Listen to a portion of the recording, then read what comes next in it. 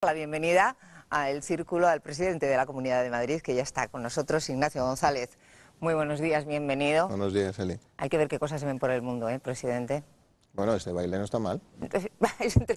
Es entretenido. Bueno, vamos a dejar el baile, vamos a hablar de otras cuestiones. Y todos los periódicos recogen las declaraciones de Artur Mas, esas que no quiso hacer a la salida de la cumbre de presidentes de hace 2 días, que no quiso hacer aquí en Madrid, pero que luego, posteriormente, se ha hecho en Cataluña rodeada de los suyos. Por lo visto, Artur Mas dice que donde dijo digo, y que ahora resulta que la foto de familia que todos ustedes, los presidentes autonómicos, se hicieron, dando esa o transmitiendo esa imagen de unidad y diciendo que, en fin, que habían llegado a un acuerdo sobre el reparto del déficit, bueno, pues que de lo dicho nada y que para él el déficit, el reparto del déficit es irreal y además es injusto.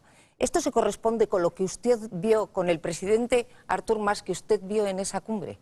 Sí, exactamente. El presidente Mas lo que sostiene es que el objetivo de déficit que no discute está mal atribuido o repartido entre las administraciones públicas. Yo creo que es importante que distingamos cuál es el planteamiento. Hay un objetivo de déficit fijado al Reino de España, que es el 4,5% para el año que viene, y ese es un objetivo asumido por todos, que fue el acuerdo de la Conferencia de Presidentes. Lo que discute el señor Mas y algunos otros presidentes es que el reparto de cómo se hace frente a ese déficit tenga que ser mayor o menor para cada una de las administraciones. El señor Mas entiende que el déficit de las comunidades autónomas tiene que ser más alto que el que se le ha asignado en ese reparto y más bajo el del Estado.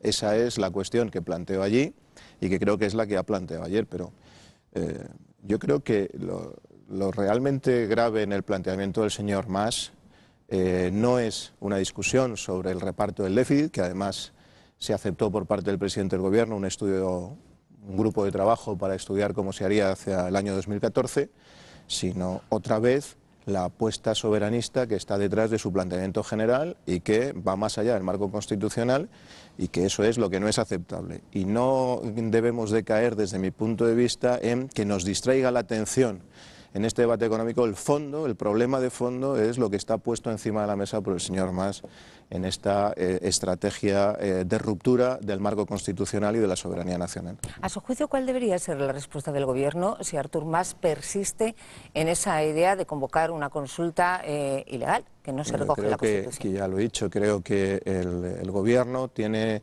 muchos instrumentos a su alcance, que si el señor Mas decide seguir adelante con su iniciativa, tiene que impedirlo aplicando los mecanismos que le da la Constitución y el Estado de Derecho en estos momentos. Eso que llamaba el otro día precisamente Artur Mas las armas del Estado, creando una especie de confusión lingüística. A mí me parece que eso es, en fin, una expresión desafortunada del señor Mas, es una provocación y creo que hay que dar un mensaje claro y contundente. Aquí las decisiones sobre nuestro modelo territorial, sobre nuestro marco constitucional y sobre la soberanía nacional la tenemos que decidir entre todos. El Ministerio de Hacienda les ha pedido a todas ustedes que las comunidades autónomas, pues en fin, racionalicen el gasto. Estamos viviendo todos un momento muy complicado. Todas las comunidades van a recibir menos dinero del que han venido recibiendo en años anteriores y les ha pedido precisamente eso, que gasten en lo que tienen que gastar y que eliminen gastos superfluos. ¿Qué medida va a tomar usted y su Gobierno en ese sentido? Bueno, nosotros venimos racionalizando nuestra administración desde el año 2008, reduciendo los gastos. En concreto, hemos reducido 3.200 millones de euros de gasto estructural en 4 años, que creo que es un esfuerzo extraordinario y aparte es lo que nos ha permitido estar en mejores condiciones que otras administraciones. Vamos a seguir esa senda, yo lo dije en el discurso de investidura, vamos a seguir reduciendo nuestro sector público, vamos a seguir reduciendo nuestra estructura administrativa, vamos a seguir eliminando gastos y evidentemente tendremos que tomar medidas no solo de ajustes, sino tratar de incentivar la actividad económica y el empleo. En ese sentido, la primera reunión que he tenido, como saben, con empresarios y sindicatos ha sido para trasladarles nuestra vocación decidida de que todos los recursos económicos que podamos disponer en materia de políticas activas los destinemos a la contratación directa, de tal manera que en estos momentos, pues aparte de esos cursos de formación que se hacían antes y que muchos pues no tenían un resultado muy satisfactorio, destinemos esos dineros a ayudar a los empresarios, que son los que crean empleo, a contratar trabajadores y poder paliar la presión de ese paro que tenemos tan grave en nuestro país. ¿Cuál es la respuesta que ha recibido usted de los agentes sociales en esa reunión? Bueno, en ese sentido ellos se manifestaron que estaban de acuerdo. Yo es que creo que es muy difícil que los agentes sociales puedan tener un discurso distinto de aquel que vaya dirigido a favorecer la contratación inmediata de trabajadores. Me parece que todo lo que no sea así pues es en fin, difícilmente sostenible y además contrario a lo que desde mi punto de vista tiene que ser una actividad propia de los representantes de los trabajadores, que es defender los puestos de trabajo y las condiciones de empleo, ¿no? Y en este sentido yo creo que las medidas que nosotros ponemos encima de la mesa, les hemos propuesto, van en esa dirección y espero que las respalden cuando presentemos nuestra convocatoria a estos efectos. Los sindicatos han anunciado recientemente que van a organizar nuevas manifestaciones, nuevas convocatorias de protesta, creo que hay una para este próximo fin de semana. Han anunciado también la convocatoria de una huelga general antes de Navidad, y esta propuesta o este anuncio de los sindicatos llega en mitad de este debate que se ha organizado a raíz de unas declaraciones de la delegada del Gobierno en Madrid sobre si hay que modular o no hay que modular el derecho a manifestarse para hacerlo compatible con otro derecho, que es el que tienen todos los ciudadanos de poder trasladarse tranquilamente por su ciudad y de poder abrir sus negocios si lo consideran oportuno. ¿Qué opina usted de todo este lío que se ha armado a raíz o en torno a las palabras de la delegada del Gobierno y de la respuesta que ha dado el Ministerio de Interior, que ha dicho que la ley no se va a tocar de ninguna de las maneras? Yo ya lo dije ayer, creo que la delegada del Gobierno no ha planteado una modificación de la ley para restringir el derecho de manifestación, sino que lo que ha planteado es que el ejercicio del derecho a la manifestación tiene que hacerse de una manera digamos, en su administración en el espacio más racional. ¿Por qué? Pues porque todo el mundo sabe en Madrid que en muy poco tiempo llevamos más de 2000 manifestaciones que hacen que prácticamente casi a diario el centro de la ciudad esté colapsado, esté todo cerrado, y lo que me parece que es razonable es que se haga compatible el derecho de manifestación de aquellos que lo quieran ejercer con el derecho del resto de las personas que no quieran sumarse a la manifestación para circular libremente y no verse perjudicado todos los días en esa movilidad, ¿no? Yo creo que eso es algo bastante racional, nadie pone en cuestión el derecho de manifestación, pero hay que proteger también a los demás. El último tema que planteábamos en nuestra tertulia, poquitos minutos antes de que usted entrase en este plató, tenía que ver con las declaraciones que ha hecho el ministro Wert sobre esa intención que tiene el Gobierno, por lo visto, el Gobierno de la Nación, de financiar con dinero público a colegios privados que puedan ofrecer una enseñanza en castellano en algunas comunidades autónomas. Planteábamos aquí un debate sobre si esa es la solución o la solución pasa simple y únicamente por aplicar la ley. Bueno, yo soy partidario de aplicar la ley. A mí me parece que no es aceptable que se incumplan las obligaciones legales, y si en la Constitución y la ley reconoce el derecho de los padres a enseñar a sus hijos en castellano en las comunidades con lengua propia, pues el Estado tiene que garantizar que eso sea así, y por lo tanto creo que ese es un deber irrenunciable. Yo creo que cualquier otra señal que se quiera dar en el sentido de una cierta relajación de la exigencia del cumplimiento de ese deber, me parece que no es lo correcto. En cuanto, tengo a mis compañeros deseando intervenir en esta conversación, pero a mí sí me gustaría, antes de ceder la palabra, hablar un poco de su situación personal. Se acaba de convertir usted en presidente de la Comunidad de Madrid. No es una tarea fácil, porque llega usted detrás de Esperanza Aguirre, que en fin, era una persona con muchísimo carisma. Usted ya ha dicho que va a seguir su línea, la línea política que ya había trazado Esperanza Aguirre, cosa bastante lógica, por otro lado, primero porque detrás de ese proyecto político siempre ha estado usted, y además de una manera muy relevante, y segundo porque es el programa político y es el proyecto que han votado la mayoría de los madrileños. Pero yo supongo que aparte de seguir esa línea, usted tendrá alguna cosa que a corto y a medio plazo pues está deseando poner sobre la mesa. Bueno, yo ya he dicho, como ha explicado usted muy bien, que yo formo parte de este proyecto político desde hace muchos años, desde el principio, pero también llevo más de 20 años trabajando con Esperanza Aguirre, participo de los mismos principios y de las mismas ideas que ella ha defendido durante todos estos años, las hemos puesto en marcha en el Gobierno en los últimos 9 años, creo que los resultados han sido muy buenos. Y entonces, como es lógico, por convicción personal y por la propia trayectoria y la práctica de gobierno en estos años, es evidente que yo voy a seguir exactamente las mismas políticas, porque, como ha dicho además, son las políticas y los programas que han respaldado la inmensa mayoría de los madrileños. Lo cual pues me obliga también todavía más a seguirlos, ¿no?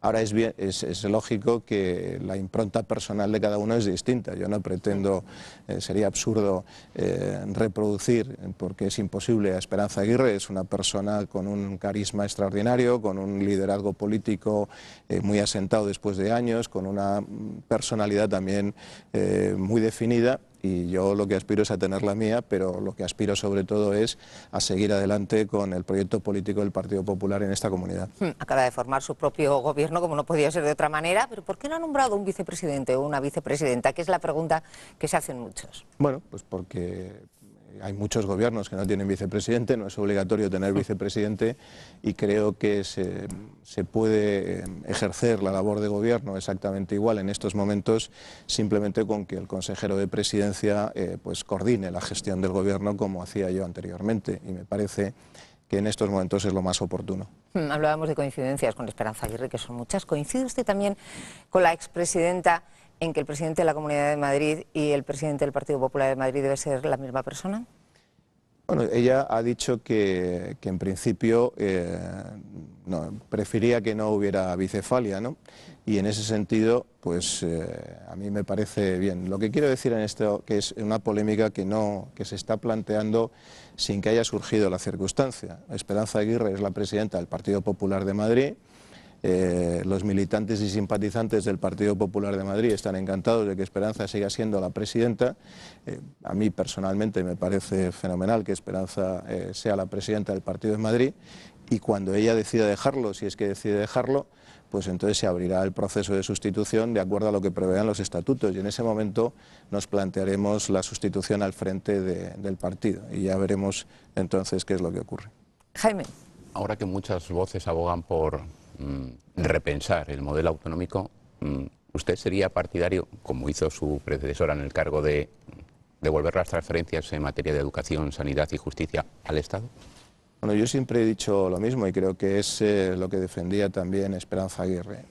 Yo creo que nosotros tenemos que hacer varias cosas. Es evidente que la estructura administrativa de nuestro país es una estructura excesivamente pesada, que necesita un proceso de revisión para conseguir que los niveles de la administración no se superpongan de manera que hagan prácticamente imposible, costosísima, la gestión de los asuntos, lo cual perjudica a los ciudadanos y además encarece muchísimo los costes y perjudica las finanzas públicas.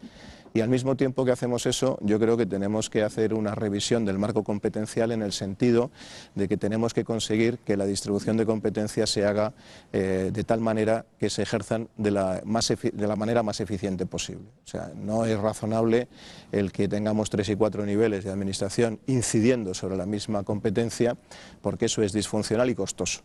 Y por lo tanto yo no prejuzgo nada, yo creo que hay que poner las competencias allí donde sean mucho más eficientes. A mí me parece, por ejemplo, en el plano educativo, que no es razonable que en nuestro país pues tengamos 17 modelos educativos distintos. Eso sería una barbaridad. Creo que hoy, en un mundo globalizado, pues el tener particularismos excesivos pues son absolutamente atrasos en cuanto a la formación y a la capacitación, en muchos casos, de los alumnos, y creo que lo que hay que darles es una base común muy importante, muy fuerte, que les permita a los chicos españoles, cualquiera que sea su sitio donde vivan, pues la mejor formación posible para competir en un mundo global. Y creo que hay que tener una mirada mucho más abierta y mucho menos localista, ¿no? Creo que hay eficiencias mucho mayores si hacemos gestiones compartidas en algunas cuestiones. Por ejemplo, nosotros en el gasto farmacéutico, el hecho de que se haya regulado a nivel nacional el tema de los genéricos, pues está produciendo una racionalización en la administración de la farmacia y en el gasto farmacéutico. Si conseguimos hacer centrales de compras grandes para productos que en definitiva consumimos todos, pues es evidente que es mucho más eficiente que si compramos desde 17 7 sitios distintos. Es decir, hay muchas cosas que debemos de quitarles, en fin, todo el barniz de la discusión política y pensar que nosotros tenemos la responsabilidad de gestionar materias que nos han encargado los ciudadanos para hacerlo de la manera más eficiente, es decir, que les cueste lo menos posible y que les dé el mejor servicio posible, ¿no? Fernando. ¿Qué tal? Buenos días. Buenos días. Le quería preguntar, hay un grupo de dirigentes del Partido Popular, dirigentes autonómicos, que han criticado el proyecto de presupuestos del Gobierno por el trato que daba a su comunidad. Quería preguntar si comparte esas críticas respecto a la Comunidad de Madrid, a los presupuestos, y en segundo lugar, si puede garantizar que no va a haber más recortes de prestaciones o en forma de despidos, puestos de trabajo suprimidos, etcétera, en la Comunidad de Madrid, en las administraciones, en lo que se refiere a las administraciones que dependen de usted. Vamos a ver, los presidentes autonómicos que han criticado el presupuesto creo que lo han hecho en el marco de las inversiones de ese presupuesto. Pero yo creo que tenemos que ser muy conscientes que el presupuesto general del Estado para el año que viene es un presupuesto que sigue teniendo que elaborarse en un contexto de una crisis enorme, con una deuda pública enorme, con unos intereses del pago de esa deuda pública cada vez más creciente, con una pesada carga del desempleo que hace que haya que pagar pues mucho por las prestaciones de desempleo, y todo eso condiciona muchísimo la elaboración del presupuesto. Eso hace que tengamos un presupuesto muy restringido y, por lo tanto, todos nos veamos minorados en las aportaciones, especialmente de inversión, que recibe el Estado. Desde ese punto de vista, pues es evidente que cuando uno tiene menos recursos, pues no le gusta. Pero mire, en el caso de Madrid, yo tengo que decir que nosotros hemos estado durante 8 años de gobierno del señor Rodríguez Zapatero sometido a un castigo constante, de tal manera que durante los 8 años del gobierno del señor Zapatero se nos ha reducido la inversión en términos reales en un 44%. Es decir, el nivel de inversión que el Estado hacía en nuestra región bajó un 44% en los gobiernos del señor Zapatero. Desde que ha llegado el gobierno del Partido Popular, en el 2012 y en el 2013, nuestras inversiones bajan. Pero es que antes bajaban el 44%, no subían nunca. Ahora bajamos menos que la media nacional, es decir, ya no estamos discriminados como estábamos discriminados por el gobierno de Zapatero, que a nosotros nos bajó el 44%, pero al resto de las comunidades autónomas en 8 años le subió un 15%. Por lo tanto, siempre es insuficiente, y más en un momento de recorte con las necesidades que hay, esas inversiones, pero sin embargo debo decir que la tendencia de castigo a Madrid que teníamos con los gobiernos socialistas se ha corregido y se ha eliminado en estos 2 últimos presupuestos. Por lo tanto, en ese sentido, yo creo que se ha hecho unos presupuestos mucho más equitativos para Madrid. Y en la segunda cuestión que me plantea, pues evidentemente, claro que vamos a tener que seguir haciendo reducciones y ajustes, porque en la medida en que los ingresos caen de una manera tan importante, pues tendremos que seguir reduciendo nuestro gasto público, no queda otro. Ahora bien, esa reducción la vamos a hacer como siempre, salvaguardando los servicios públicos esenciales y, sobre todo, dentro de esa salvaguarda, garantizando que aquellos que tienen menos posibilidades y que tienen más necesidades en estos momentos tengan aseguradas todas las prestaciones que tienen que recibir para ayudarles en estos momentos tan complicados. Con estos datos que me acaba de comentar, ¿se puede dar, y permítame la expresión, por enterrada el hacha de guerra con esos 1.000 millones de financiación que hasta hace unas semanas veníamos hablando que la Comunidad de Madrid entendía que el Gobierno central le tenía que dar? Porque ahora, teniendo como consejero de Economía, como bien sabe, para eso la ha nombrado usted, a Enrique Osorio, que según Antonio Beteta fue el que calculó esa cifra, no sé si con estos datos damos por enterrada esa petición y ya no se va a volver a hablar de ello. Yo no he hablado de eso, he hablado de inversiones. Por eso se lo pregunto, digo. No, es que usted me está hablando de financiación y yo estoy hablando de inversiones en el presupuesto.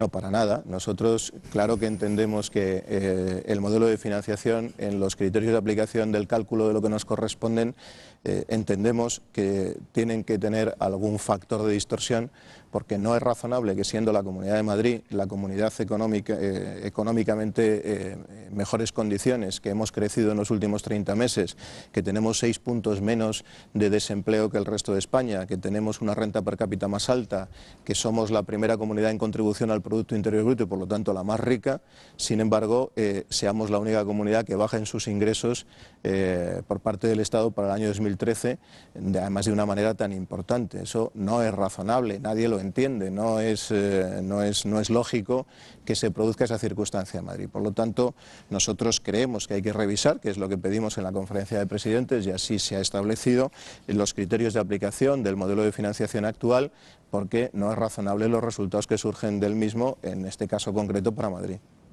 Jaime. El otro día en la reunión de presidentes se habló mucho de números y el presidente del gobierno dijo que no tocaba hablar de otra cosa. La otra cosa era naturalmente que a esa reunión de presidentes había un presidente, el de Cataluña, que está dispuesto a romper con España.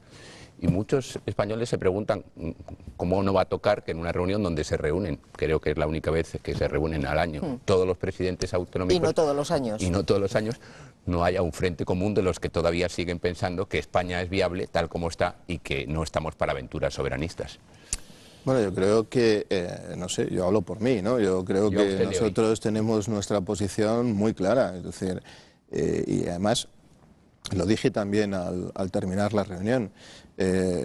Si nosotros queremos dar un mensaje de credibilidad, de seriedad en nuestro país y sobre todo queremos tener la fuerza necesaria para defender los intereses de España en los foros internacionales, lo que nos tenemos que presentar es como un país serio que cumple sus compromisos, unido y fuerte, porque si no, evidentemente es muy difícil generar esa confianza, ¿no? Eso, aunque solamente sea desde el propio sentido común a la hora de plantear las cuestiones. Pero es que hay una cuestión previa, es que nosotros tenemos una Constitución aprobada por los españoles, en donde se dice claramente que España es un país unido y que aquí la soberanía reside en el pueblo español y que son los españoles los que tienen que decidir su destino desde todos esos puntos de vista. Por lo tanto, ese es el marco constitucional, eso es lo que tenemos que defender y a partir de ahí tenemos que aplicar la ley y el que se la quiera saltar, pues el Estado tiene que aplicar los mecanismos legales que tiene el sistema para que esas circunstancias no se produzcan. Yo creo que eso es una cosa tan evidente que creo que todo el mundo, yo entiendo que la inmensa mayoría está de acuerdo en este planteamiento. Esta noche comienza la campaña electoral, tanto para las elecciones vascas como gallegas. Esta semana la hemos visto en portada de ABC, por ejemplo, abrazando a un compañero de partido como Núñez Feijóo. ¿Qué se juega su partido en las elecciones, por ejemplo, en las gallegas? Parece que se está decidiendo o se está votando en clave nacional cuando se está eligiendo solo un presidente autonómico. Creo que el partido, como siempre, cada vez que se presenta unas elecciones, lo que se juega es ganarlas, como todos los demás, pero quitando eso, yo creo, en el caso de Galicia, como ha explicado bien el presidente Núñez Feijóo, lo que los gallegos tienen que votar es cuál ha sido la gestión del Partido Popular en estos años y, como él ha dicho, no se está planteando en términos de plebiscito nacional, porque no tendría mucho sentido, sino también de lo que se ha hecho en Galicia. Y creo que la gestión que Núñez Feijóo ha hecho en Galicia es una gestión extraordinaria, ¿no? Él se encontró una administración pues en una situación bastante difícil económicamente después del gobierno socialista y del bloque, y creo que en estos 4 años pues él ha saneado la Junta de Galicia y creo que ha hecho una magnífica gestión. Yo creo que eso es lo que van a valorar los gallegos y en ese sentido lo que parece que indican todas las encuestas es que el Partido Popular va a volver a ganar las próximas elecciones en Galicia. Hay 2 preguntas que nos envían muchos de los seguidores del Círculo a través de nuestra página de Twitter. Aprovecho para recordarla, @elcirculotm. Muchas que yo voy a dividir en 2 bloques. Los que preguntan a ver qué novedades hay sobre Eurovegas y qué es lo que va a pasar, que parece que no se termina de decidir la ubicación exacta. Y otros que preguntan si realmente Esperanza Aguirre se ha resignado a esa segunda fila de la política o cada 2 por 3 le anda usted llamando por teléfono para enterarse un poco de cómo van las cosas. Bueno, Eurovegas es un proyecto muy importante, no solamente para Madrid, sino para toda España, y creo que el hecho de que esta empresa americana haya decidido invertir en España y hacerlo en Madrid, pues es una magnífica noticia. Eso era el primer paso que había que resolver y el más importante, y ese se ha dado. Ahora se inicia una segunda fase en la que estos señores evidentemente tienen que ver dentro de las posibles ubicaciones en Madrid cuál es la que van a seleccionar. No me pregunte por intuiciones porque lo importante es lo que ellos decidan, ¿eh? Pero pero tienen que decidir eso y tienen que resolver una segunda cuestión que es muy importante, que es todo el tema de la financiación. Es un proyecto que puede estar en el entorno de los 17.000 millones de euros, es una inversión enorme, y ellos ya nos han comunicado que van a poner una parte muy importante del capital, aproximadamente un 30%, y necesitan conseguir la financiación del resto. En estos momentos, pues todo el mundo sabe que conseguir financiación para el sur de Europa y para nuestros países está complicada, y estos señores son los que tienen que resolver cómo obtener esa financiación, y eso va a estar muy condicionado también por la evolución de la situación económica en nuestro país, ¿no? Entonces lo que nosotros vamos a pedir es que ese proceso se acelere al máximo, pero es evidente que son ellos los que tienen que resolver esta cuestión, y tan pronto como esta cuestión esté resuelta, pues se podrá poner en marcha el proyecto, ¿no?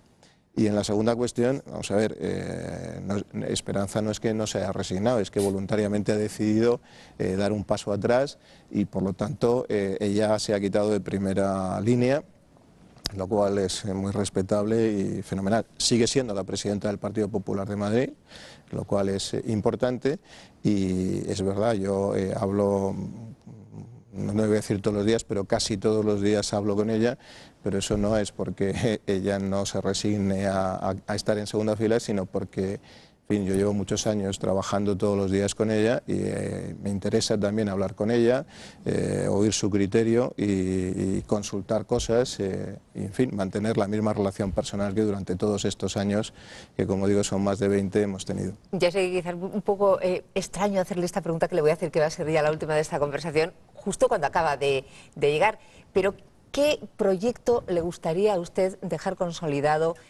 durante el tiempo de legislatura que tiene por delante?